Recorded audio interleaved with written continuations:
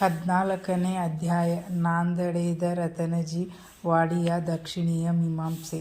ಬಾಬಾರವರ ಜೀವನ ಬಹು ಮಧುರವಾದದ್ದು. ಅವರ ಅನೇಕ ಕೆಲಸಗಳು ಮತ್ತು ಸ್ವಾಭಾವಿಕ ಹೊರಹೊಮ್ಮುತ್ತಿದ್ದ ವಚನಗಳು ಸಹ ಅಂತೆಯೇ ಮಧುರವಾಗಿದ್ದವು. ಅವರ ಜೀವನವು ಹರ್ಷದ ಪ್ರತಿರೂಪ. ಅವರು ಭಕ್ತರಿಗೋಸ್ಕರ ಕರ್ತವ್ಯ ತತ್ಪರತೆಯನ್ನು ಬೋಧಿಸುವ ಕಥೆಗಳನ್ನು ಹೇಳುತ್ತಿದ್ದರು. ಜನಕೋಟಿಯು ಸುಖವಾಗಿ ಬಾಳಬೇಕೆಂಬುದೇ ಅವರ ಧ್ಯೇಯವಾಗಿದ್ದಿತು. ಆದರೆ ಜೀವನದ ಗುರಿಯನ್ನು ಸಾಧಿಸಲು ಜನರು ಜಾಗೃತರಾಗಬೇಕೆಂಬುದು ಅವರ ಅಭಿಪ್ರಾಯ. ಪೂರ್ವಜನ್ಮದ ಸುಕೃತ ಫಲದಿಂದ ಈ ಜನ್ಮವು ಲಭಿಸಿದೆ. ಆದುದರಿಂದ ಈ ಜನ್ಮದಲ್ಲಿ ಮಾನವನು ಭಕ್ತಿ ಮಾರ್ಗವನ್ನವಲಂಬಿಸಿ ಮುಕ್ತಿಯನ್ನು ಹೊಂದಲು ಪ್ರಯತ್ನ ಮಾಡಬೇಕು. ಆದುದರಿಂದ ನಾವು ಉದಾಸೀನರಾಗದೆ ನಮ್ಮ ಜೀವನದ ಅಂತಿಮ ಅನಂತ ಗುರಿಯನ್ನು ಸಾಧಿಸಲು ಸತತವು ಶ್ರಮಿಸಬೇಕು. ಸಾಯಿ ಬಾಬಾರವರ ಲೀಲೆಗಳನ್ನು ನೀವು ಪ್ರತಿದಿನ ಕೇಳಿದರೆ, ಪ್ರತಿದಿನವೂ ನೀವು ಅವರನ್ನು ಭಕ್ತಿ ಭಾವದಿಂದ ನೆನೆದರೆ ನಿಮ್ಮ ಮನಸ್ಸಿನ ಚಂಚಲತೆ ದೂರವಾಗುತ್ತದೆ ಮತ್ತು ಅದು ಕೊನೆಗೆ ಪರಬ್ರಹ್ಮನಲ್ಲಿ ಲೀನವಾಗುತ್ತದೆ. ನಾಂದೇಡದ ರತನಜಿ. ನಿಜಾಮ ರಾಜ್ಯದಲ್ಲಿನ ನಾಂದೇಡದಲ್ಲಿ ರತನಜಿ ಶಾಪೂರಜಿ ವಾಡಿಯಾ ಎಂಬ ಒಬ್ಬ ಧನಿಕನಿದ್ದರು. ಅವರಿಗೆ ಐಶ್ವರ್ಯಕ್ಕೇನೂ ಕೊರತೆ ಇರಲಿಲ್ಲ. ಮೇಲೆ ನೋಡುವುದಕ್ಕೆ ಸಂತೃಪ್ತನಾದಂತೆ ಕಂಡರೂ ಅವರಿಗೆ ಮನಸ್ಸಿನಲ್ಲಿ ದುಃಖವಿತ್ತು. ಪ್ರಪಂಚದಲ್ಲಿ ಯಾರು ಸಂಪೂರ್ಣ ಸುಖಿಯಾಗಿರಬಾರದೆಂಬುದು ಆ ಭಗವಂತನ ನಿಯಮವಿದ್ದಿರಬಹುದು. ಅವರು ಧರ್ಮಿಷ್ಠರೂ ಉದಾರಿಯೂ ಆಗಿದ್ದರು. ಆದುದರಿಂದ ಜನರು ಅವರನ್ನು ಸುಖಿಯೆಂದೇ ಭಾವಿಸಿದ್ದರು. ಆದರೆ ರತನಜಿಗೆ ಸಂತಾನ ಪ್ರಾಪ್ತಿ ಇಲ್ಲದಿದ್ದುದರಿಂದ ಶಾಂತಿ ಇರಲಿಲ್ಲ. ಭಕ್ತಿ ಅಥವಾ ಪ್ರೀತಿ ಇಲ್ಲದ ಕೀರ್ತನೆಯು, ವಾದ್ಯಗಳ ಹೊಂದಾಣಿಕೆ ಇಲ್ಲದ ಸಂಗೀತವು, ಯಜ್ಞೋಪಂತವಿಲ್ಲದ ಬ್ರಾಹ್ಮಣನು, ವಿವೇಕವಿಲ್ಲದ ಬುದ್ಧಿವಂತಿಕೆಯು, ಪಶ್ಚಾತ್ತಾಪವಿಲ್ಲದ ಯಾತ್ರೆಯು, ಹಾರವಿಲ್ಲದ ಆಭರಣ ಸೌಂದರ್ಯವೂ ಇರುವಂತೆ ಸಂತಾನವಿಲ್ಲದ ಗ್ರಹವು ನಿಷ್ಪ್ರಯೋಜಕ. ರತನಜಿಯು ಹಗಲಿರುಳು ಇದನ್ನೇ ಕುರಿತು ಚಿಂತಿಸುತ್ತಿದ್ದರು. ಹಾಗೆ ಮನಸ್ಸಿನಲ್ಲಿ ದೇವರು ನನಗೊಬ್ಬ ಪುತ್ರನನ್ನು ದಯಪಾಲಿಸುತ್ತಾನೆಯೇ ಎಂದು ಕೊರಗುತ್ತಿದ್ದರು. ಈ ಚಿಂತೆಯಿಂದ ಆಹಾರ ಮುಂತಾದವುಗಳಲ್ಲಿ ಆಸಕ್ತಿ ಇರಲಿಲ್ಲ. ರತನಜಿ ದಾಸಗಣು ಮಹಾರಾಜರವರಲ್ಲಿ ವಿಶೇಷ ಗೌರವವನ್ನಿಟ್ಟಿದ್ದರು. ಅವರನ್ನು ಕಂಡು ತಮ್ಮ ವೇದನೆಯನ್ನು ತೋಡಿಕೊಂಡರು. ಆಗ ದಾಸಗಣುರವರು ಶಿರ್ಡಿಗೆ ಹೋಗಿ ಬಾಬಾರವರಲ್ಲಿ ಬೇಡಿದರೆ ನಿಮ್ಮ ಬಯಕೆ ಕೈಗೂಡುವುದೆಂದರು. ರತನಜಿಯವರು ಶಿರ್ಡಿಗೆ ಹೋಗುವ ಮನಸ್ಸು ಮಾಡಿದರು. ಕೆಲವು ದಿನಗಳ ನಂತರ ಶಿರ್ಡಿಗೆ ಬಂದು ಬಾಬಾರವರ ಪಾದಗಳಿಗೆರಗಿದರು.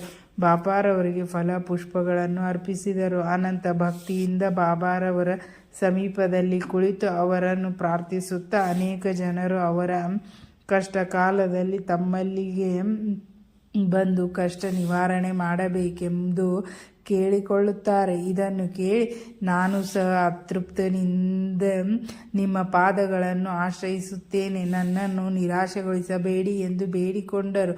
ಆಗ ಬಾಬಾರವರು ರತನಜಿಯವರಿಂದ 5 ರೂಪಾಯಿ ದಕ್ಷಿಣೆ ಕೇಳಿದರು. ರತನಜಿಯವರು 5 ರೂಪಾಯಿ ಕೊಡುವುದರಲ್ಲಿದ್ದರು. ಆಗ ಬಾಬಾ, ನಿನ್ನಿಂದಾಗಲೇ ರೂಪಾಯಿ 3.14 ಬಂದಿದೆ, ಉಳಿದದ್ದನ್ನು ಮಾತ್ರ ಕೊಡು ಎಂದರು. ರತನಜಿಯವರಿಗೆ ಸಮಸ್ಯೆಯಾಯಿತು. ನಂತರ ಸಾಷ್ಟಾಂಗ ನಮಸ್ಕಾರ ಮಾಡಿ ದಕ್ಷಿಣೆಯನ್ನು ಕೊಟ್ಟು ತಮ್ಮ ವೇದನೆಯನ್ನೆಲ್ಲ ತೋಡಿಕೊಂಡರು. ಬಾಬಾ, ನನಗೊಬ್ಬ ಪುತ್ರನನ್ನು ಆಶೀರ್ವದಿಸಿ ಎಂದು ಅಂಗಲಾಚಿ ಬೇಡಿದರು. ಆಗ ಬಾಬಾರವರ ಮನಸ್ಸು ಕರಗಿ, ಇನ್ನು ಚಿಂತಿಸಬೇಡ ಎಂದು ಹೇಳಿ ಊದಿಯನ್ನು ಕೊಟ್ಟು ಆಶೀರ್ವದಿಸಿ, ದೇವರು ನಿನ್ನ ಬಯಕೆ ಈಡೇರಿಸುತ್ತಾನೆ ಎಂದರು. ಹೀಗೆ ರತನಜಿ ಬಾಬಾರವರ ಆಶೀರ್ವಾದ ಪಡೆದು ನಾಂದೇಡಿಗೆ ಹಿಂತಿರುಗಿ ಬಂದು ನಡೆದುದೆಲ್ಲವನ್ನು ವಿಷಾದವಾಗಿ ದಾಸಗಣುರವರಿಗೆ ತಿಳಿಸಿದರು. ನಾನು ಶಿರ್ಡಿಗೆ ಈ ಹಿಂದೆ ಹೋಗಿಯೇ ಇರಲಿಲ್ಲ. ಅವರು ನನ್ನಿಂದಾಗಲೇ 3.14 ಆಣೆ ಬಂದಿದೆ ಎಂದರು. ಅದು ಹೇಗೆ ಎಂದು ಸಹ ಕೇಳಿದರು. ಆ ದಾಸಗಣುರವರಿಗೂ ಸಹ ಇದೊಂದು ಸಮಸ್ಯೆಯಾಯಿತು. ಕೂಡಲೇ ಅವರಿಗೆ ರತನಜಿಯವರು ಕೆಲವು ದಿನಗಳ ಹಿಂದೆ ಒಬ್ಬ ಮಹಮ್ಮದೀಯ ಸಂತರಾದ ಮೌಲ್ವಿ ಸಾಹೇಬರನ್ನು ಸತ್ಕರಿಸಿದ ನೆನಪು ಬಂದಿತು. ರತನಜಿ ಶಿರ್ಡಿಗೆ ಹೋಗುವ ನಿರ್ಧಾರ ಕೈಗೊಂಡ ಸ್ವಲ್ಪ ದಿನಗಳಲ್ಲೇ ಇದು ನಡೆದಿತ್ತು. ದಾಸಗಣುರವರು ಆ ಸತ್ಕಾರಕ್ಕೆ ಖರ್ಚು ಮಾಡಿದ ಪಟ್ಟಿ ತರಿಸಿ ನೋಡಿದರು. ಸರಿಯಾಗಿ ಲೆಕ್ಕದಲ್ಲಿ 3.14 ಆಣೆ ಖರ್ಚಾಗಿತ್ತು. ಆಗ ಬಾಬಾರವರು ಶಿರ್ಡಿಯಲ್ಲೇ ವಾಸವಾಗಿದ್ದರು, ಸರ್ವಜ್ಞರು ಎಂಬುದು ಎಲ್ಲರಿಗೂ ವೇದ್ಯವಾಯಿತು. ಈ ರೀತಿ ಅವರಿಗೆ ಪ್ರಪಂಚದ ಆಗು ಹೋಗುಗಳೆಲ್ಲದರ ಅರಿವಿತ್ತು. ಇದರಿಂದ ರತನಜಿಗೆ ಬಾಬಾರವರಲ್ಲಿ ಭಕ್ತಿ ಮಿಗಿಲಾಯಿತು. ಸ್ವಲ್ಪ ದಿನಗಳ ನಂತರ ಬಾಬಾರವರ ಆಶೀರ್ವಾದದಂತೆ ಅವರಿಗೆ ಪುತ್ರ ಸಂತಾನ ಪ್ರಾಪ್ತಿಯಾಯಿತು. ಇದಾದ ನಂತರ ಅವರಿಗೆ 12 ಮಕ್ಕಳಾದವು. ಅವುಗಳಲ್ಲಿ 4 ಮಾತ್ರ ಬದುಕಿದವು. ದಕ್ಷಿಣೆಯ ಮೀಮಾಂಸೆ. ಬಾಬಾರವರು ತಮ್ಮನ್ನು ಕಾಣಲು ಬಂದವರೆಲ್ಲರಿಂದಲೂ ಸಾಮಾನ್ಯವಾಗಿ ದಕ್ಷಿಣೆ ಕೇಳುತ್ತಿದ್ದರೆಂಬುದು ಎಲ್ಲರಿಗೂ ತಿಳಿದ ವಿಷಯ. ಅವರು ಶುದ್ಧ ಫಕೀರರು ಮತ್ತು ವಿರಕ್ತರು ಆಗಿದ್ದರೆ ದಕ್ಷಿಣೆಯನ್ನೇಕೆ ಕೇಳುತ್ತಿದ್ದರು ಎಂದು ಕೆಲವರು ಪ್ರಶ್ನಿಸಬಹುದು. ಅದಕ್ಕೆ ಉತ್ತರವನ್ನು ಈಗ ಪರಿಶೀಲಿಸೋಣ. ಮೊದಮೊದಲು ಬಾಬಾ ಯಾರಿಂದಲೂ ಏನನ್ನೂ ತೆಗೆದುಕೊಳ್ಳುತ್ತಿರಲಿಲ್ಲ. ಉರಿದು ತುಂಡು ತುಂಡಾಗಿದ್ದ ಬೆಂಕಿ ಕಡ್ಡಿಗಳನ್ನು ಆಯ್ದು ಕಿಸೆಯಲ್ಲಿ ತುಂಬಿಕೊಳ್ಳುತ್ತಿದ್ದರು. ಅವರ ಮುಂದೆ ಹಣ ಇಟ್ಟರೆ ಅದರಿಂದ ಎಣ್ಣೆ ಮತ್ತು ಹೊಗೆಸೊಪ್ಪು ಕೊಂಡುಕೊಳ್ಳುತ್ತಿದ್ದರು. ಅವರಿಗೆ ಹೊಗೆಸೊಪ್ಪೆಂದರೆ ಬಹಳ ಇಷ್ಟವಾಗಿತ್ತು. ಸಂತರ ದರ್ಶನಕ್ಕೆ ಬರಿಗೈಯಿಂದ ಹೋಗಬಾರದು ಎಂಬ ರೂಢಿ ಇದ್ದುದರಿಂದ ಕೆಲವರು ಅವರ ಮುಂದೆ ಕೆಲವು ತಾಮ್ರದ ನಾಣ್ಯಗಳನ್ನಿಟ್ಟು ಬರುತ್ತಿದ್ದರು. 2-3 ಕಾಸು ಇಟ್ಟಿರುವುದನ್ನು ಕಂಡರೆ ಹೆಚ್ಚಾದದ್ದನ್ನು ಕೂಡಲೇ ಬಾಬಾ ಹಿಂತಿರುಗಿಸುತ್ತಿದ್ದರು. ಈ ರೀತಿ ಬಾಬಾರವರ ಕೀರ್ತಿ ದೇಶದ ಮೂಲೆ ಮೂಲೆಗಳಲ್ಲಿಯೂ ಹರಡಿತು. ಮಸೀದಿಯಲ್ಲಿ ಭಕ್ತರ ಜನಸಂದಣಿ ಆರಂಭವಾಯಿತು.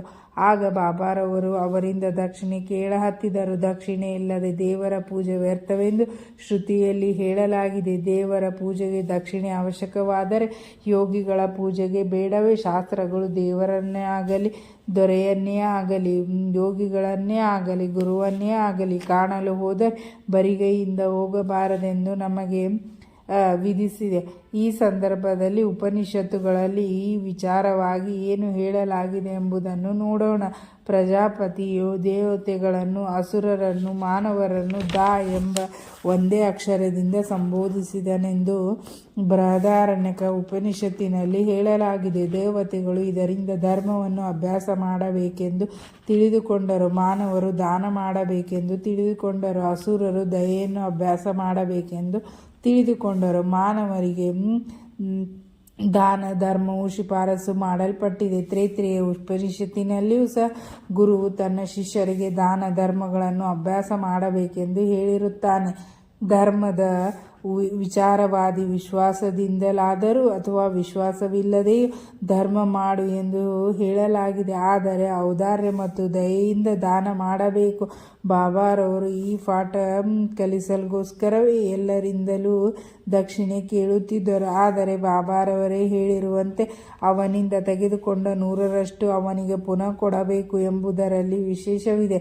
ಈ ರೀತಿ ಘಟನೆಗಳು ಬೇಕಾದಷ್ಟಿವೆ. ಪ್ರಸಿದ್ಧ ನಟರಾದ ಗಣಪತರಾವ್ ಚೋಪಾದ್ರವರು ತಮ್ಮ ಚರಿತ್ರೆಯಲ್ಲಿ ಈ ರೀತಿ ಬರೆದಿರುತ್ತಾರೆ. ಬಾಬಾರವರು ಆಗಾಗ್ಗೆ ನನ್ನಿಂದ ದಕ್ಷಿಣೆ ಕೇಳುತ್ತಿದ್ದುದರಿಂದ ನನ್ನ ಭಂಡಾರವೆಲ್ಲವೂ ಬರಿದಾಯಿತು. ಆದರೆ ಕೊನೆಯಲ್ಲಿ ನನಗೆ ಹಣದ ಕೊರತೆ ಇರಲಿಲ್ಲ. ದಕ್ಷಿಣೆಯ ಇನ್ನು ಕೆಲವು ಅರ್ಥಗಳು ಈ ರೀತಿ ಇವೆ. ಬಾಬಾರವರು ಅತಿ ಹೆಚ್ಚಾದ ದಕ್ಷಿಣೆ ಕೇಳುತ್ತಿರಲಿಲ್ಲ. ಅದನ್ನು ಸಮರ್ಥಿಸುವ ಉದಾಹರಣೆಗಳು ಈ ಕೆಳಕಂಡಂತೆ ಇವೆ. ಒಂದು ಬಾಬಾರವರು ಪ್ರೊಫೆಸರ್ ನಾರ್ಕೆರವರನ್ನು 15 ರೂಪಾಯಿ ದಕ್ಷಿಣೆ ಕೇಳಿದಾಗ ಅವರು ತಮ್ಮ ಹತ್ತಿರ ಹಣವಿಲ್ಲ ಎಂದು ಹೇಳಿದರು. ಆಗ ಬಾಬಾರವರು, ನನಗೆ ಗೊತ್ತು, ನೀನು ಈಗ ಯೋಗ ವಾಸಿಷ್ಠಪತಿಯನ್ನು ಓದುತ್ತಿದ್ದೀಯಲ್ಲವೇ, ಅದರಿಂದ ಕೊಡು ಎಂದರು. ಈ ಸಂದರ್ಭದಲ್ಲಿ ದಕ್ಷಿಣೆ ಎಂದರೆ ಪುಸ್ತಕ ಪಠಣೆಯಿಂದ ಪಾಠ ಕಲಿತು ಬಾಬಾರವರು ವಾಸವಾಗಿರುವ ಆತ್ಮದಲ್ಲಿ ಆ ನೀತಿಯನ್ನು ಇಡುವುದು ಎಂದು ಅರ್ಥ.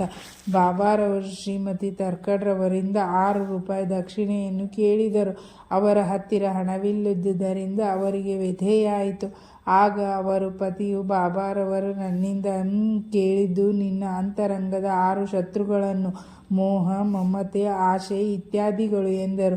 ಬಾಬಾರವರು ಒಪ್ಪಿಕೊಂಡರು. ಬಾಬಾರವರು ಶೇಖರಿಸುತ್ತಿದ್ದ ದಕ್ಷಿಣೆಯನ್ನು ಅದೇ ದಿನ ಸರ್ವರಿಗೂ ಹಂಚಿ ಮಾರನೆಯ ದಿನ ಎಂದಿನಂತೆ ಫಕೀರರಾಗುತ್ತಿದ್ದರೆಂಬುದನ್ನು ನಾವು ಇಲ್ಲಿ ಮುಖ್ಯವಾಗಿ ಗಮನಿಸಬೇಕು. ಸಾವಿರಾರು ರೂಪಾಯಿಗಳನ್ನು ದಕ್ಷಿಣೆಯಾಗಿ ತೆಗೆದುಕೊಂಡ ಬಾಬಾರವರ ಹತ್ತಿರ ಅವರು ಸಮಾಧಿಯಾದಾಗ ಕೇವಲ ಸ್ವಲ್ಪ ಹಣವಿತ್ತು. ನಿಜವಾಗಿ ಹೇಳುವುದಾದರೆ ದಕ್ಷಿಣೆಯಿಂದ ತಮ್ಮ ಭಕ್ತಿಗೆ ಸನ್ಯಾಸ ಮತ್ತು ಪರಿಶುದ್ಧತೆಯ ಪಾಠ ಕಲಿಸುವುದೇ ಅವರ ಮುಖ್ಯ ಧ್ಯೇಯವಾಗಿದ್ದಿತು.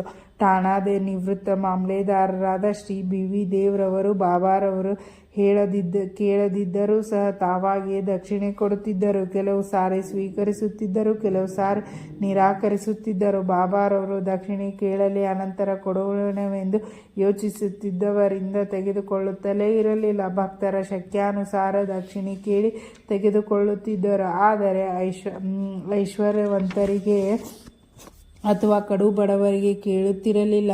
ದಕ್ಷಿಣೆ ಕೇಳಿದಾಗ ಕೊಡದಿದ್ದರೆ ಕೋಪಗೊಳ್ಳುತ್ತಲೂ ಸಹ ಇರಲಿಲ್ಲ. ಭಕ್ತರು ಇನ್ನೊಬ್ಬರ ಸಂಗಡ ದಕ್ಷಿಣೆ ಕೊಟ್ಟು ಕಳುಹಿಸಿದಾಗ ಅವರು ಅದನ್ನು ಕೊಡಲು ಮರೆತರೆ ಬಾಬಾರವರೇ ಅದನ್ನು ಜ್ಞಾಪಿಸಿ ಪಡೆಯುತ್ತಿದ್ದರು.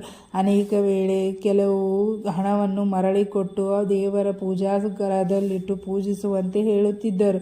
ಇದರಿಂದ ಭಕ್ತರಿಗೆ ಒಳ್ಳೆಯದಾಗುತ್ತಿತ್ತು. ಅನೇಕ ಸಲ ಭಕ್ತರು ತಾವು ಕೊಡುತ್ತೇವೆಂದು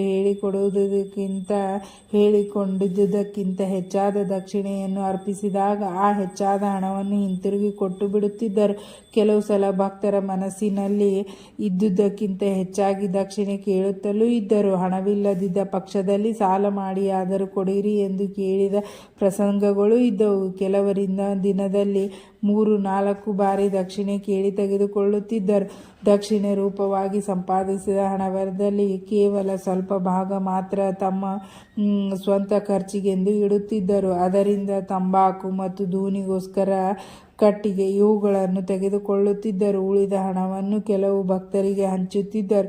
ಶಿರ್ಡಿ ಸಂಸ್ಥಾನಕ್ಕೆ ಸಮಸ್ತ ಪದಾರ್ಥಗಳನ್ನು ರಾಧಾಕೃಷ್ಣ ಮಾಯಿಯ ಸಲಹೆ ಮೇರೆಗೆ ಭಕ್ತರು ಒದಗಿಸುತ್ತಿದ್ದರು. ಬಾಬಾರವರು ಹೆಚ್ಚಿನ ಬೆಲೆಯ ಪದಾರ್ಥಗಳನ್ನು ತಂದವರ ಮೇಲೆ ಕೋಪಗೊಳ್ಳುತ್ತಿದ್ದರು. ಅವರು ಒಂದು ದಿನ ನಾನಾರವರಿಗೆ, ನನ್ನ ಆಸ್ತಿ ಎಂದರೆ ಒಂದು ಚೂರು ಬಟ್ಟೆ, ಕಪಿನಿ ಮತ್ತು ಮಣ್ಣಿನ ಪಾತ್ರೆ ಇಷ್ಟೇ. ಈ ಜನರು ಅನಾವಶ್ಯಕವಾಗಿ ಮತ್ತು ಕೆಲಸಕ್ಕೆ ಬಾರದ ಬೆಲೆ ಬಾಳುವಂಥ ಪದಾರ್ಥಗಳನ್ನು ತಂದು ನನಗೆ ತೊಂದರೆ ಕೊಡುತ್ತಾರೆ ಎಂದು ಹೇಳಿದರು. ಶ್ರೀ ಸಾಯಿ ಪ್ರಣಾಮ. ಇಲ್ಲಿಗೆ 14ನೇ ಅಧ್ಯಾಯ ಮುಕ್ತಾಯವಾಯಿತು.